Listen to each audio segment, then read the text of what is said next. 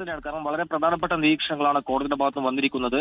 ആദ്യ ബലാത്സംഗ കേസിലെ മുൻകൂർ ജാമ്യാപേക്ഷ പരിഗണിക്കുന്നതിനിടയിലാണ് ഇത്തരത്തിലൊരു സുപ്രധാനപ്പെട്ട നിരീക്ഷണങ്ങളും പരാമർശങ്ങളും കോടതിയുടെ ഭാഗത്തും ഉണ്ടായത്.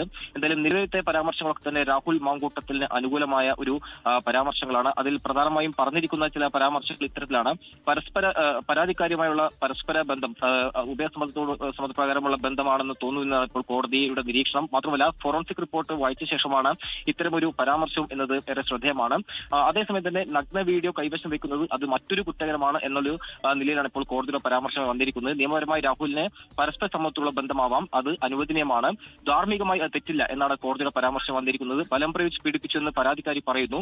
അതേസമയം തന്നെ 2 ദിവസത്തിന് ശേഷം അയാൾക്കൊപ്പം ഈ പരാതിക്കാരി വീണ്ടും ഉണ്ടായിരുന്നു എന്ന് കോടതി ഇപ്പോൾ പരാമർശമായി നടത്തിയിട്ടുണ്ട്. അതായത് രാഹുൽ മാങ്കൂട്ടത്തിന് അനുകൂലമായ പരാമർശമാണ് ഇപ്പോൾ ആദ്യ ബലാത്സംഗ കേസിലെ മുൻകൂർ ജാമ്യാപേക്ഷ പരിഗണിക്കുമ്പോൾ നടത്തിയിരിക്കുന്നത്. അതേസമയം തന്നെ പ്രോസിക്യൂഷൻ ഈ ജാമ്യാപേക്ഷയെ ശക്തമായി തന്നെ എതിർക്കുന്നുണ്ട്. കാരണം പ്രധാനമായും രാഹുലിനെതിരെ സമാനമായ കുറ്റകൃത്യങ്ങളുണ്ട്. പക്ഷേ നിലവിൽ ഇപ്പോൾ ഈ ഒരു കേസിലെ കാര്യം മാത്രമേ പരിഗണിക്കാനാകൂ എന്നൊരു നിലപാടാണ് കോടതി സ്വീകരിച്ചിരിക്കുന്നത്. കാരണം മറ്റ് കേസുകളുടെയും അതോടൊപ്പം തന്നെ ഒരു അന്തിമ റിപ്പോർട്ട് ഇതുവരെ വന്നിട്ടില്ല. അതുകൊണ്ട് ഈ കേസുകളുടെ കാര്യം മാത്രമേ ഇപ്പോൾ പരിഗണിക്കാൻ സാധിക്കൂ എന്ന നിലപാടാണ് കോടതി സ്വീകരിച്ചിരിക്കുന്നത്. എന്തായാലും എം എൽ എക്കെതിരെ പരാതി പറഞ്ഞ പെൺകുട്ടികൾക്കെതിരെ സൈബർ ആക്രമണം രൂക്ഷമായി നടക്കുന്നുണ്ട്. മാത്രമല്ല ഇത്തരത്തിൽ ഈ തെളിവുകളൊക്കെ തന്നെ നശിപ്പിക്കാൻ സാധ്യതയോട് തുടങ്ങിയ കാര്യങ്ങളൊക്കെയാണ് ഈ പ്രോസിക്യൂഷൻ പ്രധാനമായും രാഹുൽ മാങ്കൂട്ടിനെതിരെ മുന്നോട്ട് വെച്ചിരിക്കുന്നത്. 3 കേസുകൾ രജിസ്റ്റർ ചെയ്തു. ഹൂ കേസ് എന്ന നിലപാടാണ് ആദ്യം രാഹുൽ എടുത്തത്.